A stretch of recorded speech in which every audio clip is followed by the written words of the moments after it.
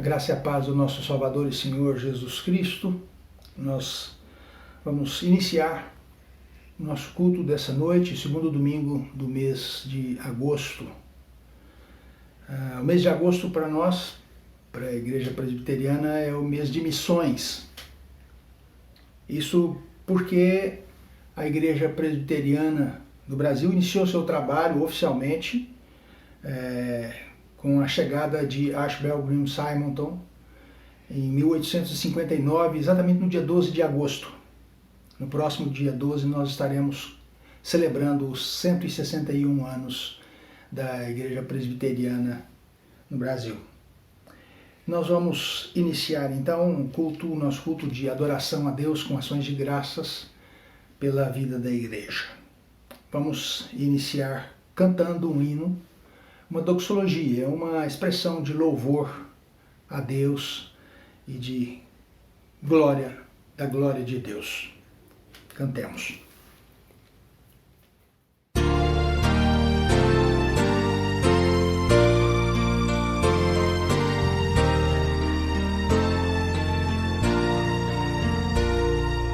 Justo é o Senhor em seus santos caminhos, benigno em todas as suas obras, perto está o Senhor, perto está dos que o invocam, e todos que o invocam em verdade. Aleluia, aleluia.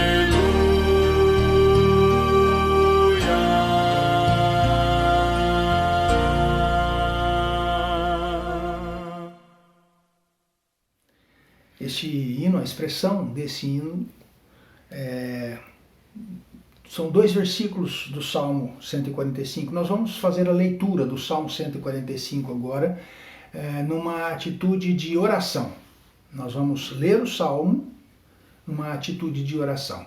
O livro de Salmos é um livro de oração, um livro de cânticos, através dos quais o povo de Israel expressava as suas súplicas, os seus louvores, a sua adoração, fazia suas petições a Deus, e cantava também a sua alegria com gratidão ao Deus eterno. Nós vamos fazer a leitura do Salmo 145, então, como dissemos, como uma oração de todos nós. Exaltar-te-ei, ó Deus meu e Rei, bendirei o teu nome para todo o sempre. Todos os dias te bendirei e louvarei o teu nome para todo o sempre. Grande é o Senhor e muito digno de ser louvado. A sua grandeza é insondável. Uma geração louvará a outra geração as tuas obras e anunciará os teus poderosos feitos. Meditarei no glorioso esplendor da tua majestade e nas tuas maravilhas. Falar-se-á do poder dos teus feitos tremendos e contarei a tua grandeza. Divulgarão a memória de tua muita bondade e com júbilo celebrarão a tua justiça. Benigno e misericordioso é o Senhor, tardio em irar-se e de grande clemência. O Senhor é bom para todos, e as suas ternas misericórdias permeiam todas as suas obras. Todas as tuas obras te renderão graças, Senhor, e os teus santos te bendirão. Falarão da glória do teu reino e confessarão o teu poder, para que os filhos dos homens se façam notórios os teus poderosos feitos e a glória da majestade do teu reino, para que aos filhos dos homens se façam notórios os teus poderosos feitos e a glória da majestade do teu reino.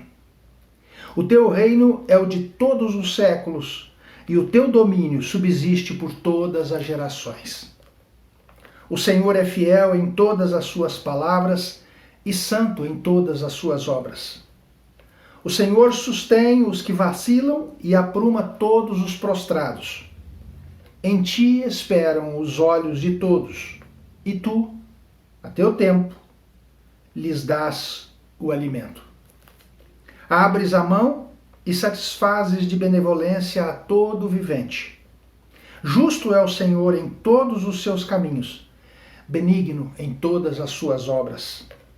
Perto está o Senhor de todos os que o invocam, de todos os que o invocam em verdade. Ele acode à vontade dos que o temem, atende-lhes o clamor e o salva. O Senhor guarda a todos os que o amam, porém os ímpios serão exterminados. Profira a minha boca louvores ao Senhor, e toda a carne louve o seu santo nome para todo o sempre. Nós adoramos a Deus, louvamos a Deus e suplicamos a Ele que nos socorra, que nos ensine e nos ajude a sermos verdadeiros adoradores, aqueles que adoram a Deus em espírito e em verdade. Vamos fazer a leitura do Salmo 139. Nós leremos parte dele, na verdade. Nós leremos os versículos de 1 a 12 e os versículos de 23 e 24. Faremos isso também em atitude de oração. Senhor, tu me sondas e me conheces. Sabes quando me assento e quando me levanto. De longe penetras os meus pensamentos.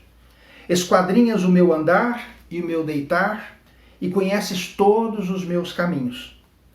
Ainda a palavra me não chegou à língua e tu, Senhor, já a conheces toda. Tu me cercas por trás e por diante e sobre mim pões a mão. Tal conhecimento é maravilhoso demais para mim. É sobremodo elevado, não o posso atingir. Para onde me ausentarei do teu espírito? Para onde fugirei da tua face? Se subo aos céus, lá estás. Se faço a minha cama no mais profundo abismo, lá estás também. Se tomo as asas da alvorada e me detenho nos confins dos mares, ainda lá me haverá de guiar a tua mão, e a tua destra me susterá.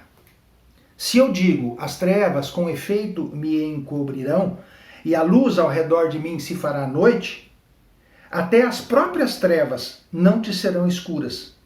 As trevas e a luz são a mesma coisa. Sonda-me, ó Deus, e conhece o meu coração. Prova-me e conhece os meus pensamentos. Vê se há em mim algum caminho mau e guia-me pelo caminho eterno.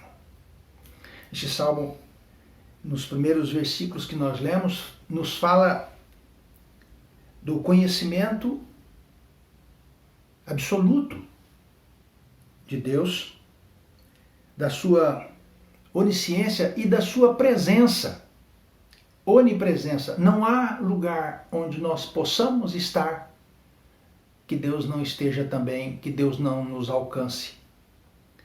Mas o propósito do salmista não é expressar temor ou medo de um Deus que persegue para punir e castigar. Ele fala de um Deus que busca e encontra em qualquer lugar para resgatar, para salvar.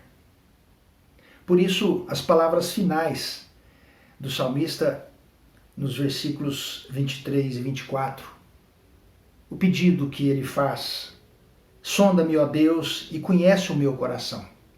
Prova-me e conhece os meus pensamentos.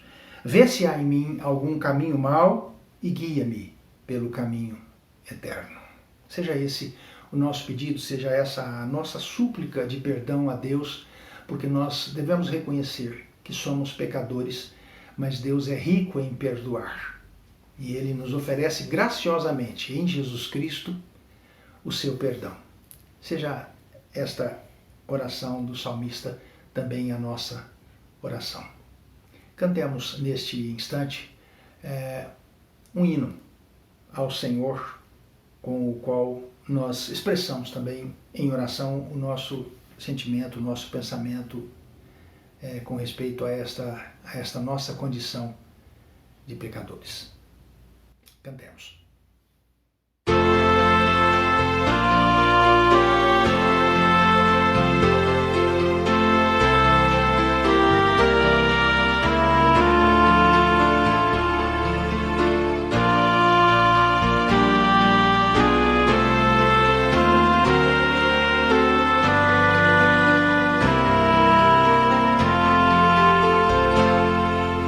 Sonda-me, ó Deus, pois vês meu coração. Prova-me, ó Pai, te peço em oração,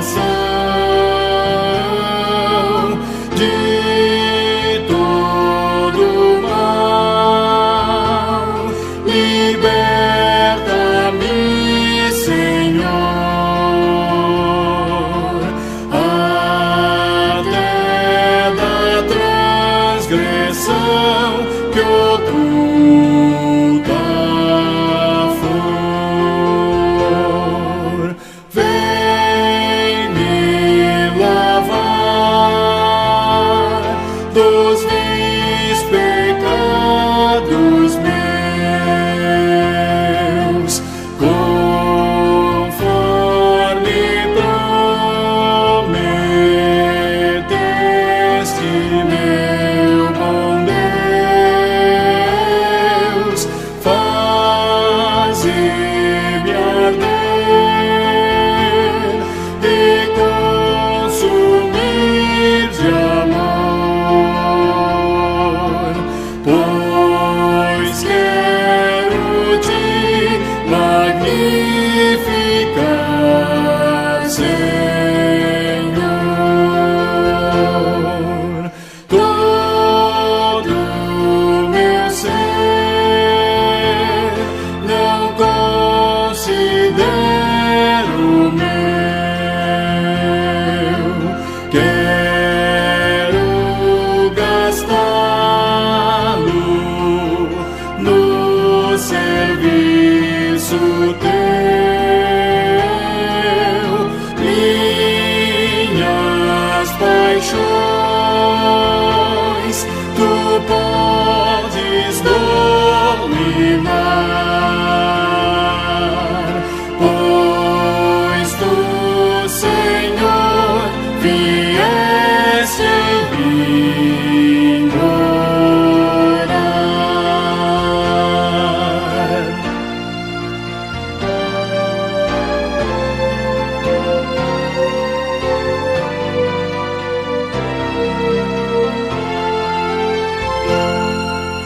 Lá do alto céu,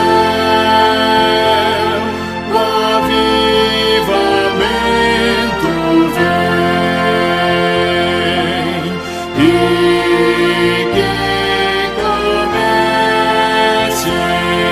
em mim, seguindo além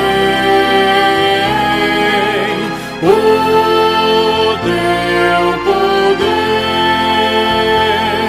as bênçãos teu favor. Concede aos que são teus, ó Pai de amor.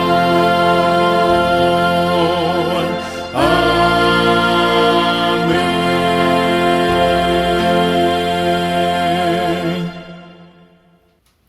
Irmãos, como nós compartilhamos, nós estamos nesse mês de agosto celebrando o mês de missões. Claro que não significa que nós devamos ter consciência de qual seja a nossa missão e de fazermos missão, de cumprirmos em obediência à palavra do Senhor, a missão que Ele nos deu. Mas o mês de agosto é um mês para recordarmos de uma maneira especial isto, como nós já dissemos, por ser exatamente o mês em que nós celebramos também o aniversário da Igreja Presbiteriana do Brasil. A missão da igreja, a nossa missão, está diretamente relacionada a quem nós somos. E Pedro, na sua primeira carta, no capítulo 2, nos versículos 9 e 10, nos lembra quem nós somos. Ele diz: vós porém sois raça eleita, sacerdócio real, nação santa, povo de propriedade exclusiva de Deus, a fim de proclamardes as virtudes daquele que vos chamou das trevas para a sua maravilhosa luz. Esta última expressão diz exatamente qual é a nossa missão. As primeiras dizem quem nós somos: raça eleita, sacerdócio real, nação santa, povo de propriedade exclusiva de Deus. Para quê? Para proclamarmos as virtudes daquele que nos chamou das trevas para a sua maravilhosa luz. Para anunciarmos a sua graça, a sua bondade, a sua misericórdia. Para isso, Deus nos fez suas testemunhas. No livro do profeta Isaías, há 2 capítulos, os capítulos 43 e 44, nos quais Deus faz essa declaração, se dirigindo ao seu povo: vós sois as minhas testemunhas. E Jesus Cristo disse isso aos seus discípulos. No final do Evangelho de Lucas e no início de Atos dos Apóstolos, como nós podemos ver aqui no capítulo 1 de Atos dos Apóstolos, no versículo 8 está essa declaração que Jesus Cristo faz aos seus discípulos poucos instantes antes dele ser assunto aos céus.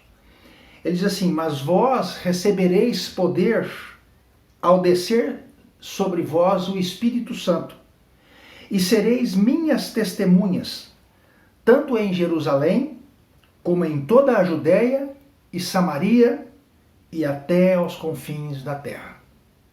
Vós sereis minhas testemunhas, ao descer sobre vós o Espírito Santo. As testemunhas de Deus, as testemunhas de Jesus Cristo, são o próprio povo de Deus, é quem o conhece, quem recebeu a sua graça, quem tem intimidade com Ele, quem tem visto e compreendido as manifestações do seu poder. Quem sabe e crê verdadeiramente que Deus é um só e é único, e é o Todo-Poderoso, o Criador dos céus e da terra. É aquele que nos criou à sua imagem e semelhança.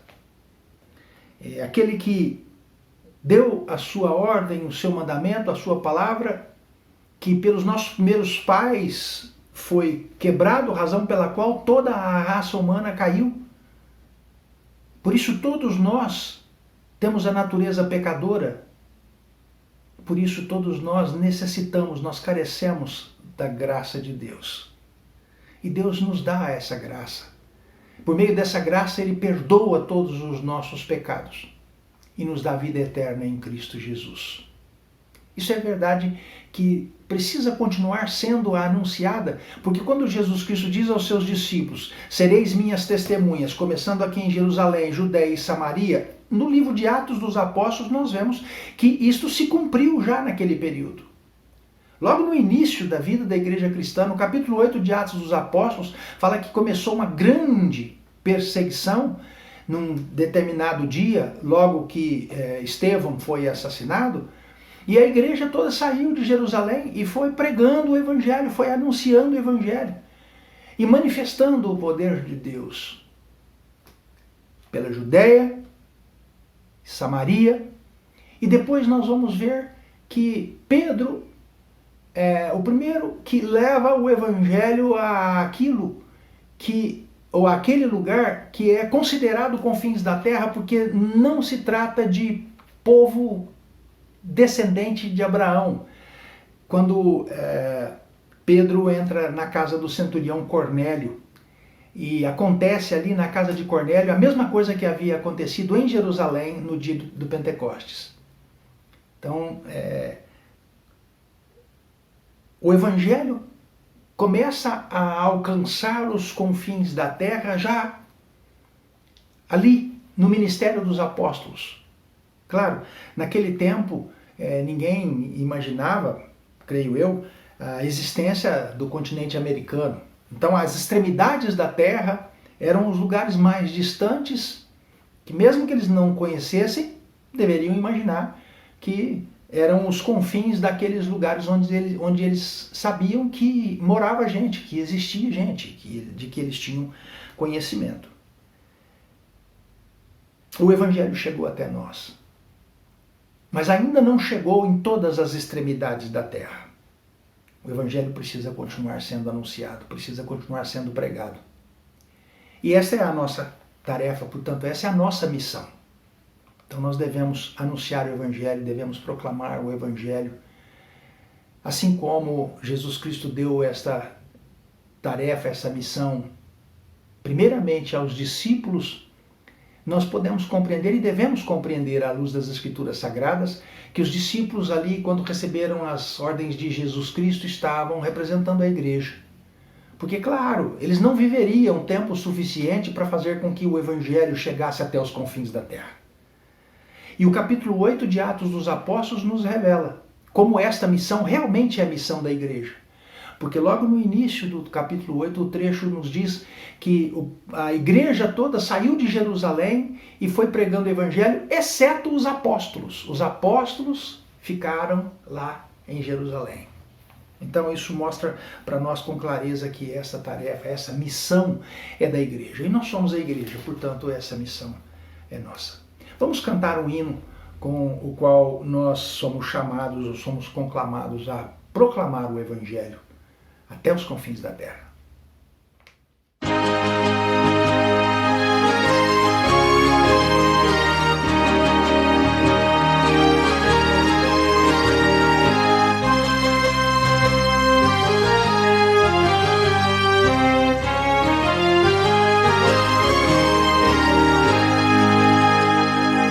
Disse Jesus, ide por todo o mundo e pregai o eterno dom da salvação que com amor profundo dá o Deus gracioso e bom, tendo na cruz a afirmação do amor, proclamai o dom do Redentor.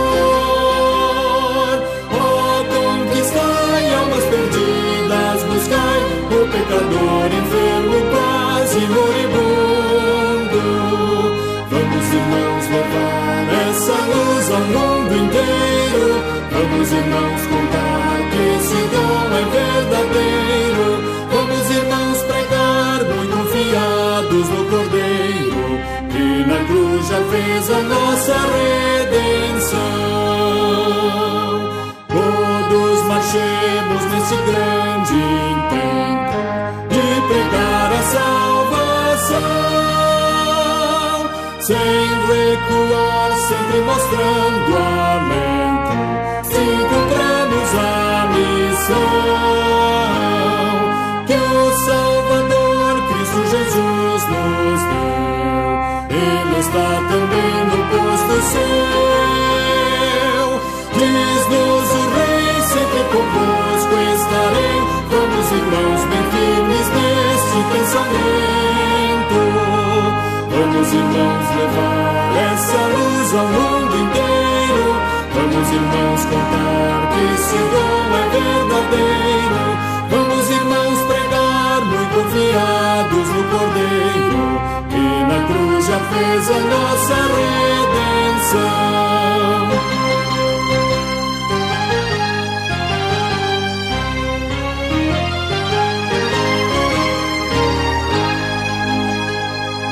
Firmes levemos a mensagem santa do Evangelho de Jesus, esta mensagem divinal que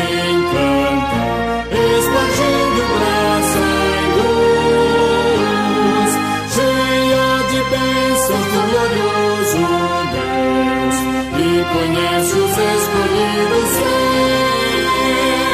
Cheia de amor, vem revelar o favor da compaixão de Deus e dá-nos graça tanta. Vamos, irmãos, levar essa luz ao mundo inteiro. Vamos, irmãos, contar que esse dom é verdadeiro. Vamos, irmãos, pregar muito confiados no Cordeiro, e na cruz já fez a nossa redenção.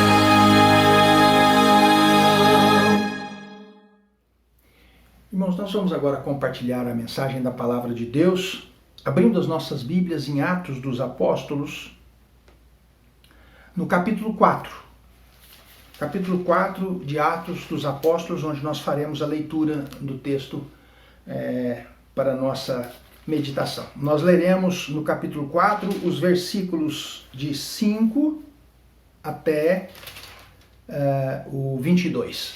Atos dos Apóstolos, capítulo 4, versículos de 5 a 22. Para nós nos localizarmos aqui para a leitura, vamos apenas lembrar que Pedro e João, indo ao templo em Jerusalém, quando se aproximavam da porta formosa pela qual eles iriam entrar, a porta chamada Formosa, havia lá um homem coxo, que era levado todos os dias para pedir esmolas. Apenas lembrando o que aconteceu, ele pediu ajuda, pediu esmola. Pedro e João respondem a ele: nós não temos prata nem ouro, mas o que temos te damos. E Pedro diz: em nome de Jesus o Nazareno, levanta e anda. Ou em nome de Jesus o Nazareno, anda. E estendeu a mão. E tomou aquele homem pela mão e o ajudou a levantar-se. Os seus artelhos se firmaram e ele, a partir daquele momento, acompanhou Pedro e João, entrou no templo com eles. Pedro faz uma pregação muito dura dentro do templo. E alguns homens ficaram enciumados porque Pedro, João e outros estavam pregando o Evangelho, estavam anunciando o Evangelho e estavam também operando sinais e maravilhas. Então, a propósito exatamente da cura, ou por causa da cura desse homem, Pedro e João foram presos. E no dia seguinte, reuniram-se em Jerusalém as autoridades, os anciãos e os escribas, com o sumo sacerdote Anás, Caifás, João, Alexandre e todos os que eram da linhagem do sumo sacerdote. E pondo-os, Pedro e João, perante eles, os arguíram: com que poder ou em nome de quem fizestes isso? Curastes aquele homem.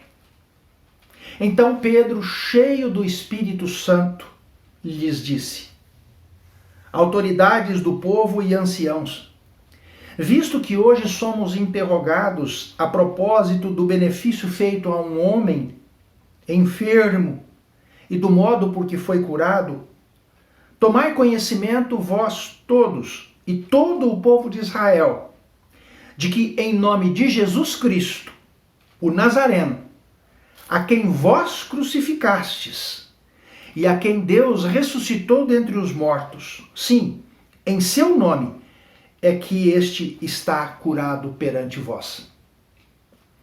Este Jesus é pedra, rejeitada por vós, os construtores, a qual se tornou a pedra angular. E não há salvação em nenhum outro, porque abaixo do céu não existe nenhum outro nome dado entre os homens pelo qual importa que sejamos salvos.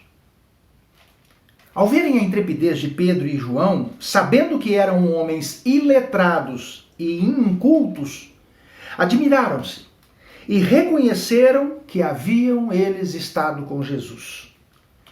Vendo com eles o homem que fora curado, nada tinham que dizer em contrário.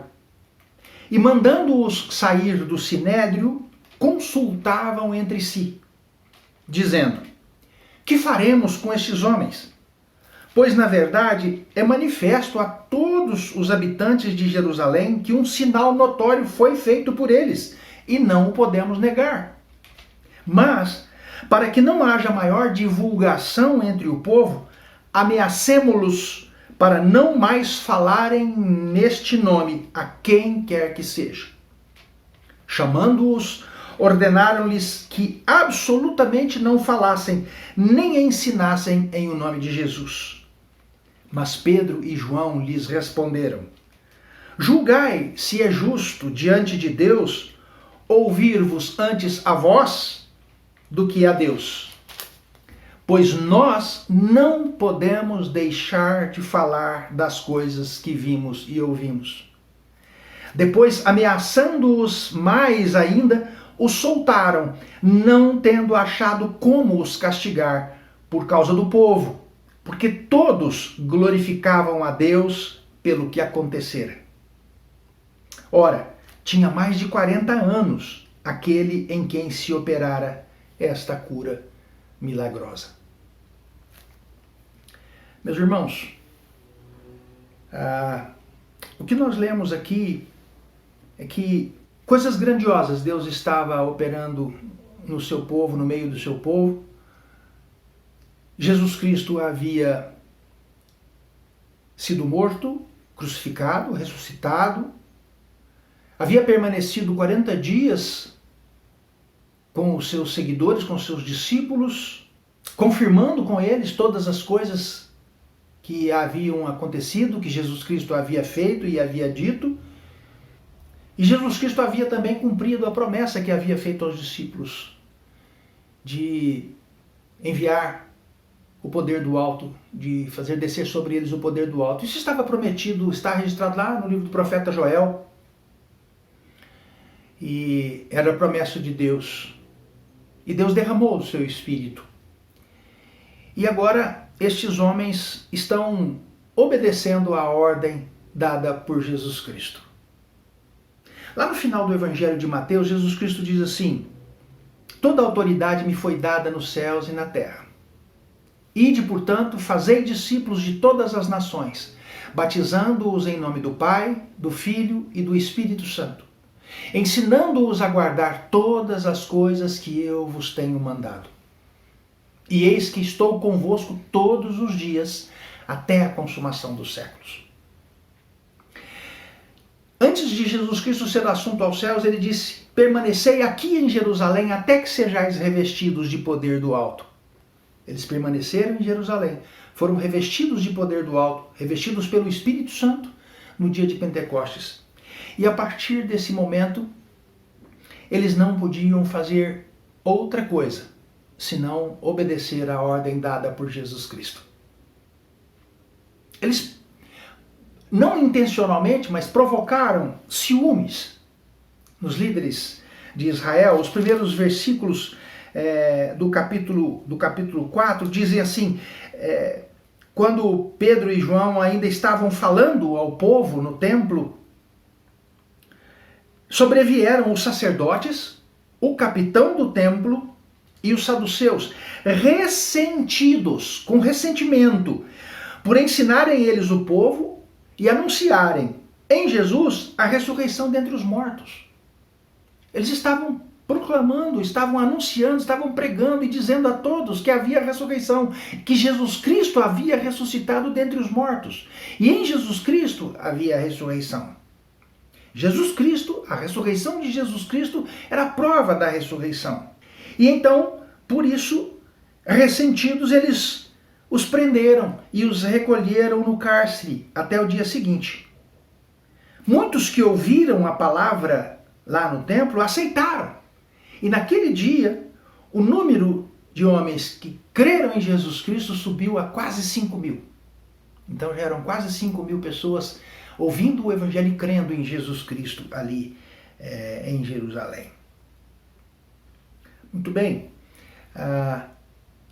Esses líderes religiosos se reuniram no dia seguinte e as maiores autoridades para arguírem Pedro e João. Queriam ouvir deles: quem foi que deu a vocês ordem para vocês fazerem o que vocês estão fazendo? Quem foi que mandou vocês fazerem o que vocês estão fazendo? Vocês estão desrespeitando as autoridades, nós não queremos que vocês façam isso, nós não autorizamos, nós não chamamos vocês para fazer, mas vocês estão fazendo. Em nome de quem que vocês estão fazendo isso? Quem foi que deu a vocês autoridade para fazer isso? Então eles respondem com ousadia, com intrepidez. Em nome de Jesus Cristo, a quem vós crucificastes. Em nome de Jesus Cristo, que ressuscitou ao terceiro dia.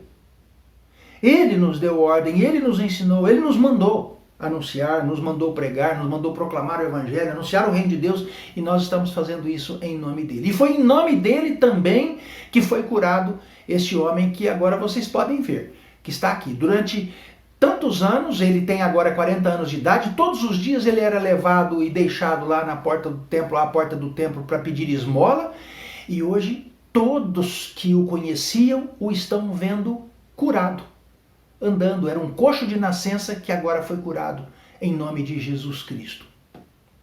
Esses homens ficaram preocupados, não tinham como acusá-los para poder condená-los e prendê-los definitivamente. Então decidiram soltá-los. Decidiram soltá-los também por medo do povo.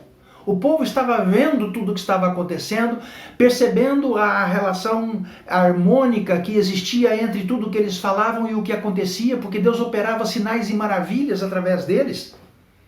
E então decidiram, vamos ameaçá-los. Vamos forçá-los a pararem de falar. Já os haviam mandado sair do Sinédrio, mandaram chamá-los de volta e disseram a eles: olha, vocês estão livres, podem ir embora, mas vocês estão proibidos de falar no nome desse Jesus. E estão proibidos de continuar ensinando no nome desse Jesus a quem quer que seja. Vocês estão proibidos, vocês não podem falar desse Jesus para ninguém. Aí então Pedro e João ousadamente respondem: julgai vós o que é justo.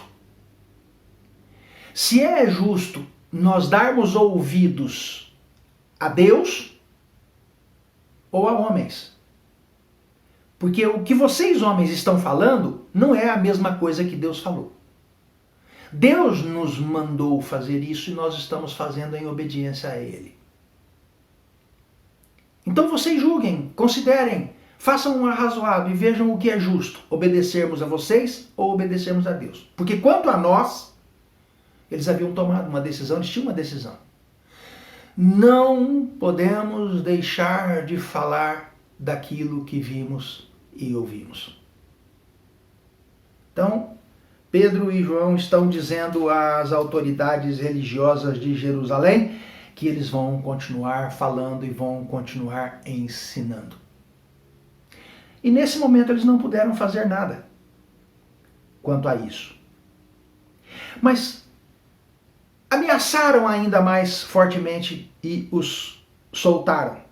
Mas as maravilhas que estavam acontecendo, e especialmente a maravilha da cura desse coxo, atraía a atenção de todos, e eles ouviam a pregação do Evangelho, ouviam os ensinamentos de Jesus Cristo através dos apóstolos e glorificavam a Deus, davam glórias a Deus.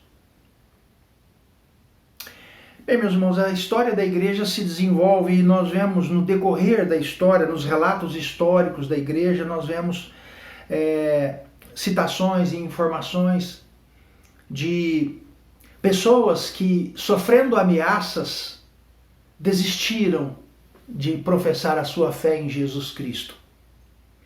Nós temos também o testemunho de outras pessoas que, mesmo sofrendo grandes ameaças, à semelhança de Pedro e João, não desistiram de Jesus Cristo, não deixaram de crer em Jesus Cristo e continuaram obedecendo a Jesus Cristo e pregando o Evangelho, anunciando o Evangelho. Há um motivo para isso. Por que os discípulos Pedro e João deram essa resposta às autoridades religiosas de Jerusalém? Eles tinham um certo poder. Eles já haviam mandado prender a Pedro e João no dia seguinte.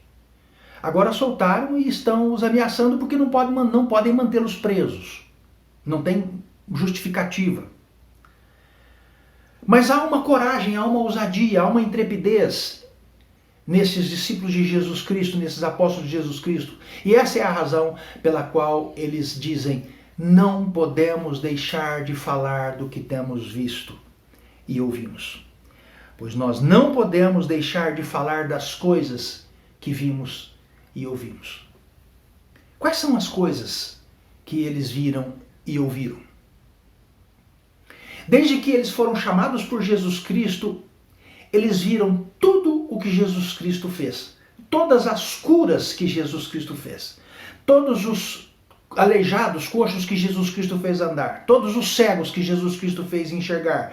Mudos que Jesus Cristo fez falar, ou surdos que Jesus Cristo fez ouvir e consequentemente falar. Eles viram Jesus Cristo ressuscitar Lázaro. Eles viram Jesus Cristo ser perseguido e ameaçado tantas vezes. Eles viram Jesus Cristo ser preso, ser crucificado. Antes eles viram Jesus Cristo carregando a sua cruz até o Calvário. Viram Jesus Cristo crucificado, viram Jesus Cristo ser sepultado, viram Jesus Cristo vivo. Primeiro viram o túmulo vazio e então viram Jesus Cristo vivo. Em todo esse tempo, eles ouviram tudo que Jesus Cristo ensinava. Tudo que Jesus Cristo falou sobre o reino de Deus, a importância e a necessidade de se arrependerem e crerem para serem salvos. Eles ouviram quantas vezes Jesus Cristo deu a eles a ordem para eles anunciarem o Evangelho. Eles ouviram Jesus Cristo dando a eles ordem para ir às aldeias 2 a 2 e proclamarem o Evangelho, pregarem o Evangelho. E eles viram como Jesus Cristo deu a eles poder para fazer milagres, para operar milagres, operar sinais e maravilhas. Eles viram também as pessoas que se renderam a Jesus Cristo, que creram na palavra de Jesus Cristo e que também receberam milagres de Jesus Cristo. Eles ouviram de Jesus Cristo, depois da ressurreição, tudo o que Jesus Cristo dissera a eles a respeito de quem ele era, a respeito de tudo o que Moisés havia dito a respeito dele, de tudo que os profetas disseram a respeito dele, de tudo que os salmos disseram e dizem a respeito dele. Durante os 40 dias, depois de ressuscitar, Jesus Cristo esteve apenas com os seus discípulos, os seus seguidores. Ele não se apresentou a incrédulos, não se apresentou aos líderes do templo, não se apresentou para proclamar o Evangelho, para pregar o Evangelho mais uma vez. Ele só esteve com os discípulos, fortalecendo-os, ajudando-os a lembrar tudo aquilo que eles haviam visto e ouvido com Jesus Cristo. E também para finalmente dar a eles a ordem, para eles continuarem em obediência, cumprindo a missão que Jesus Cristo estava dando a eles e à igreja. Eles tiveram os seus olhos abertos para compreenderem as Escrituras, quando Jesus Cristo em seguida disse a eles: ao descer sobre vós o Espírito Santo, recebereis poder, e sereis minhas testemunhas, começando aqui em Jerusalém, indo por toda a Judéia e Samaria e até os confins da terra. Nós sabemos, essas foram as coisas que eles viram, foram as coisas que eles ouviram. Muitas das coisas que eles viram e ouviram, nós também ouvimos. Nós também temos conhecimento. Muitas coisas semelhantes às coisas que aconteceram, sinais, maravilhas e milagres que aconteceram, nós também temos testemunhos na atualidade. Nós também temos o testemunho, temos conhecimento de pessoas, de muitas pessoas em muitos lugares no mundo hoje, que padecem do mesmo sofrimento por causa da perseguição que é feita à igreja em muitos países no mundo. E nós temos o testemunho de pessoas que põem em risco sim a sua própria vida, porque elas não conseguem ver um compatriota seu sem saber se eles já conhecem a Jesus Cristo ou não e se entregaram a Jesus Cristo ou não. Eles não conseguem ver sem sentir a necessidade e sem ter a atitude de se aproximarem e encontrarem uma maneira de falar de Cristo para essas pessoas. Porque o desejo no coração destes cristãos é de que todos conheçam a Jesus Cristo. Eles compreendem a importância e a necessidade de cumprir a missão, de anunciar a Cristo, porque eles sabem que eles são testemunhas de Jesus Cristo. Isso é o que deveria estar acontecendo também conosco. Em países como o Brasil, que tem liberdade, toda liberdade religiosa, tem liberdade para proclamar o Evangelho, para anunciar o Evangelho. Mas nós temos uma porção de comodidades que foram criadas juntamente com as nossas instituições religiosas e que acabaram historicamente nos afastando desta realidade de proximidade tão intensa com Jesus Cristo e de incapacidade mesmo de resistir à consciência da necessidade de proclamar o Evangelho, de anunciar o Evangelho. Pedro, João e os demais apóstolos não podiam deixar de falar das coisas que viram e ouviram. Em primeiro lugar, porque Jesus Cristo deu a eles, revelou a eles o conhecimento e os mandou falar. Então, por uma questão de obediência a Jesus Cristo, eles não podiam deixar de falar daquilo tudo que eles tinham visto e ouvido. É o que eles dizem imediatamente no versículo 9, o que eles dizem, a primeira parte da resposta: julgai vós se antes, se é justo nós obedecermos antes a homens ou a Deus. Enquanto vocês ficam julgando e considerando isso, nós já temos um motivo para obedecermos a Deus. Ele nos mandou fazer isso. Ele nos mandou. É, portanto, uma ordem dada por Deus através de Jesus Cristo, e por essa razão eles entendem que eles não podem deixar de obedecer a Deus. Ide e pregai o Evangelho a toda criatura. É uma ordem dada por Jesus Cristo. Quem crer e for batizado será salvo. Mas para que creiam, é necessário que ouçam, que conheçam. Como poderão ouvir se não houver quem pregue? E como pregarão se não forem enviados? Os discípulos, a igreja, são enviados por Jesus Cristo com a missão de pregar o Evangelho, para que todos aqueles a quem Deus quiser salvar, creiam, reconheçam a verdade de Deus, se arrependam dos seus pecados, sejam convertidos, transformados, nasçam de novo e sejam salvos. Então a primeira coisa que nós devemos nos lembrar, que é o que dava aos discípulos a ousadia e intrepidez para eles anunciarem, era a consciência do dever, de obediência a quem lhes havia dado a ordem, ide e pregai o Evangelho a toda criatura. Obedecer a Jesus Cristo. Então a primeira coisa, o primeiro motivo, o primeiro porquê deles não poderem deixar de falar do que tinham visto e ouvido, era isso. Jesus Cristo, Deus, os mandou falar. O segundo motivo, ou a segunda razão pela qual eles não podiam deixar de falar daquilo que eles tinham visto e ouvido, é que Jesus Cristo revelou a eles toda a verdade do Evangelho que eles deveriam falar. Quando Jesus Cristo diz que eles deveriam permanecer em Jerusalém até que fossem revestidos de poder do alto, porque eles tinham conhecimento de tudo aquilo que os profetas haviam dito a respeito dele, que Moisés havia dito a respeito dele, tudo aquilo que os salmos diziam, ou seja, tudo aquilo que estava revelado a respeito de Jesus nas Escrituras, eles tinham conhecimento. Jesus Cristo abriu o entendimento deles para compreenderem as Escrituras. Por que Jesus Cristo fez isso? Porque Jesus Cristo vai dar a eles a tarefa de serem suas testemunhas. Jesus Cristo vai dar a eles a missão que eles têm que cumprir. Para cumprirem a missão, eles precisam saber qual é a missão. Qual é a missão? Proclamar o Evangelho. Proclamar as virtudes daquele que o chamou das trevas para a sua maravilhosa luz. Isso não é tarefa só daqueles apóstolos, é a tarefa da igreja. E como nós já mencionamos, no capítulo 8 de Atos dos Apóstolos, isso fica necessariamente, absolutamente claro. Porque começa a perseguição, a igreja sai de Jerusalém e vai pregando o Evangelho. Isso é o início do cumprimento da obediência ao mandamento de Jesus Cristo. Há uma igreja já em Jerusalém. Esta igreja sai pregando o Evangelho por toda a Judeia e Samaria. Mais tarde isso vai se estender, não muito mais tarde, pouco depois isso vai se estender até os confins da terra, começando pelos gentios, Um dos primeiros e mais importantes de que nós temos conhecimento é o centurião Cornélio. Nós sabemos de como Pedro entrou na casa de Cornélio, temeroso pelo fato de ser judeu, mas com ousadia e coragem, por isso não podia entrar na casa de gentios, mas com ousadia e coragem porque ele havia ido à casa de Cornélio em obediência a uma ordem que lhe fora dada por Jesus Cristo.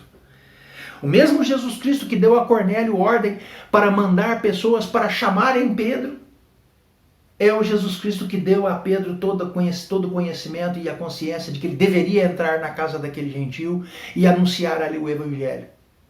E o Espírito Santo desceu sobre aquela família e todos na casa do centurião Cornélio ficaram cheios do Espírito Santo e falavam em outras línguas. Isso era uma demonstração de que todos eles estavam recebendo igualmente o poder do Espírito Santo. Eles eram gentios, mas estavam recebendo o Espírito Santo e o poder do Espírito Santo, assim como os judeus haviam recebido em Jerusalém no dia de Pentecostes. Esse, inclusive, foi o argumento que Pedro usou para responder aos pastores em Jerusalém, quando ele foi chamado lá para ser arguido a respeito do motivo pelo qual ele tinha entrado na casa de um gentio, porque essa notícia chegou lá, claro.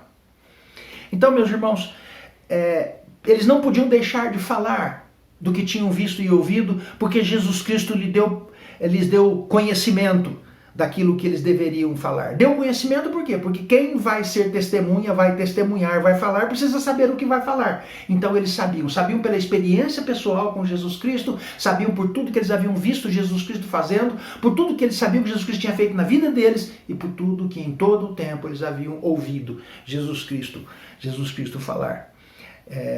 Eles tinham conhecimento de tudo que as Escrituras diziam acerca de Jesus Cristo.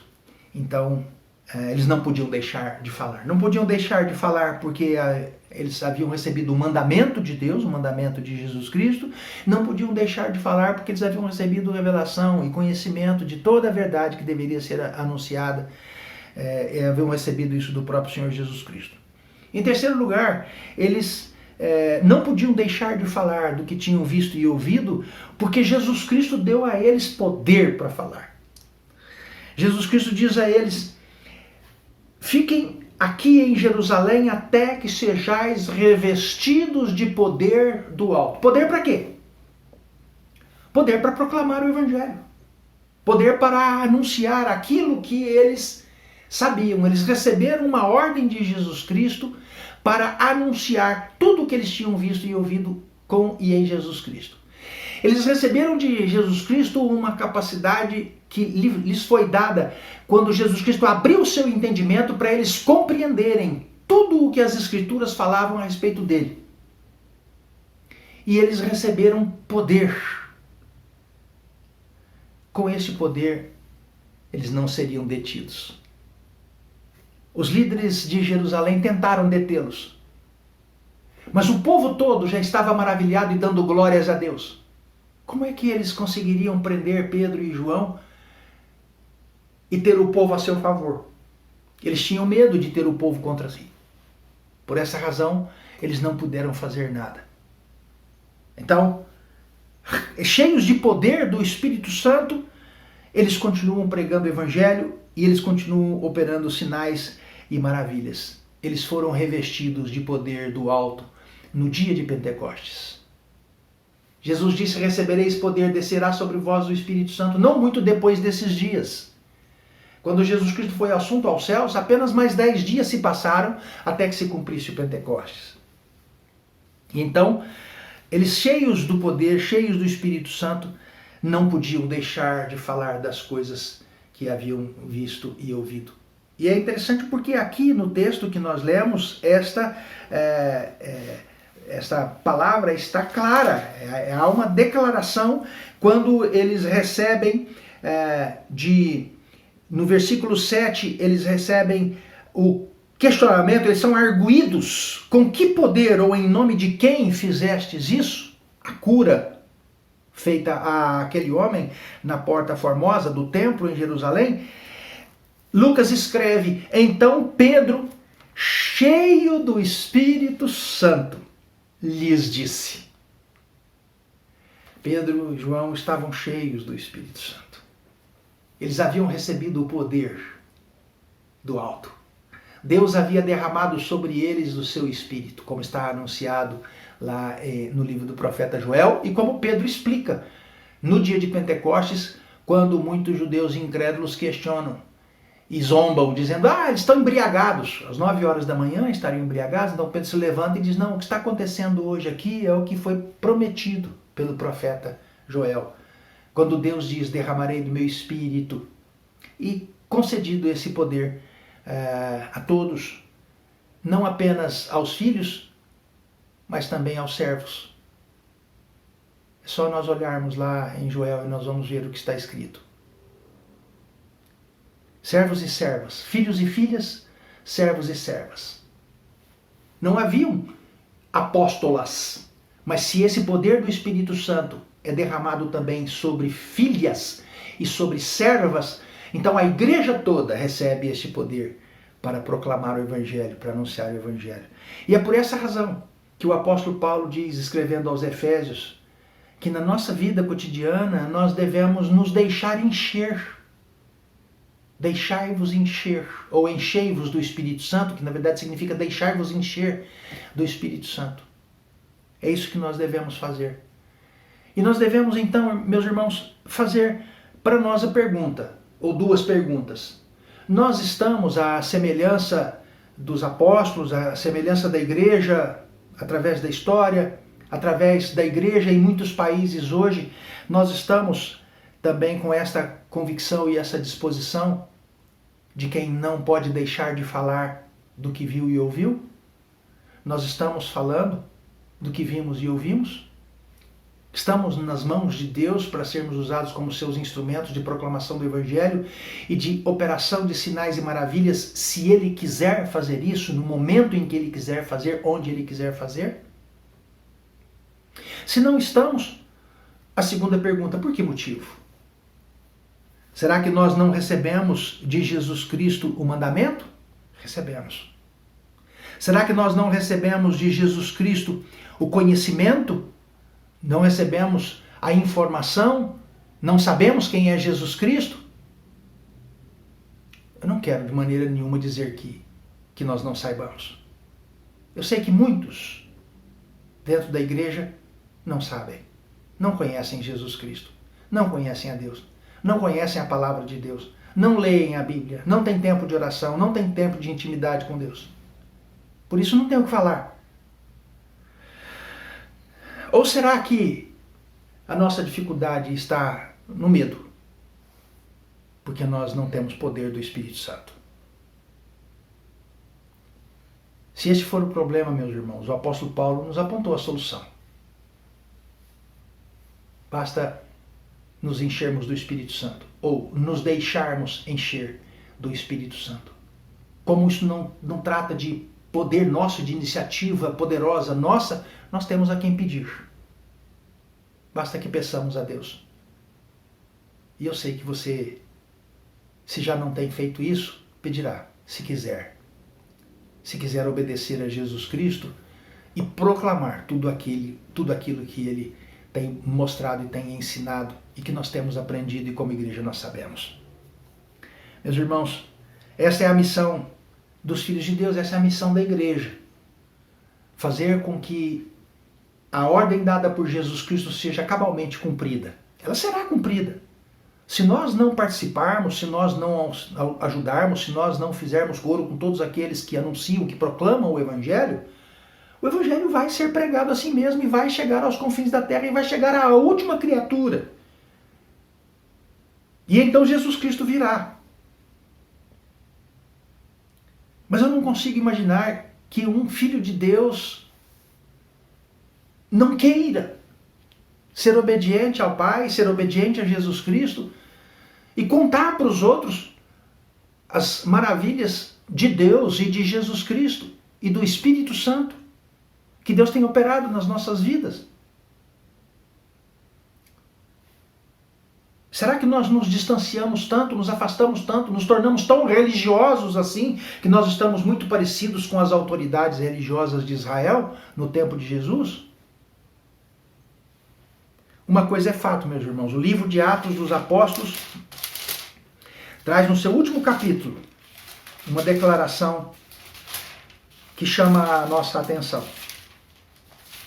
Capítulo 28 de Atos dos Apóstolos, nos últimos versículos, a partir do versículo 28, está escrito assim: tomai, pois, conhecimento de que esta salvação de Deus foi enviada aos gentios.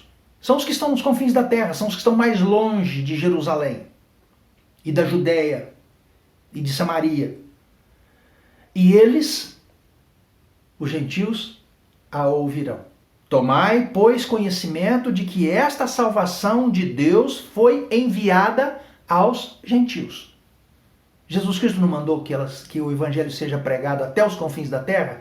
Pois é, esta mensagem da salvação foi enviada até os gentios. E eles a ouvirão. Vejam a declaração que está aqui no versículo 28.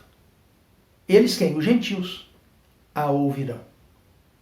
Então, meus irmãos, há muitos gentios que estão à espera da palavra de Deus, estão aguardando para ouvir a palavra de Deus. Eles não sabem, mas quando eles ouvirem, eles saberão. E o livro de Atos dos Apóstolos chega ao seu final com essa declaração: tomai, pois, conhecimento de que esta salvação de Deus foi enviada aos gentios. E é por isso que nós estamos salvos. E eles, os gentios, a ouvirão. É uma afirmação. Não é talvez eles ouçam. Eles a ouvirão. Por isso o evangelho tem que ser pregado até os confins da terra. A palavra confins ali significa extremidades da terra. Os últimos lugares, os últimos centímetros de solo, onde haja alguém vivendo, essa salvação de Deus chegará lá. E todos aqueles que são de Deus crerão e serão salvos. A missão é nossa, nós somos a igreja, a missão é nossa. Mas a igreja é constituída de muitos membros. Talvez muitos não queiram cumprir a missão. Talvez muitos não queiram participar da missão. Mas certamente nós devemos, em primeiro lugar, nos lembrar de que nós temos uma missão. Uma vez lembrados, cada um tomará a sua decisão com respeito à participação que terá no cumprimento dessa missão, dessa ordem dada por Jesus Cristo. Que Deus nos abençoe e nos guarde. A graça salvadora do Senhor Jesus Cristo, o amor eterno de Deus, o nosso Pai, as ternas consolações, a doce companhia, a orientação, a direção, a iluminação e a sabedoria do Espírito Santo sejam com todos nós, e com todo o povo de Deus em toda parte, até a volta do Senhor Jesus. Maranata, vem Senhor Jesus. Amém.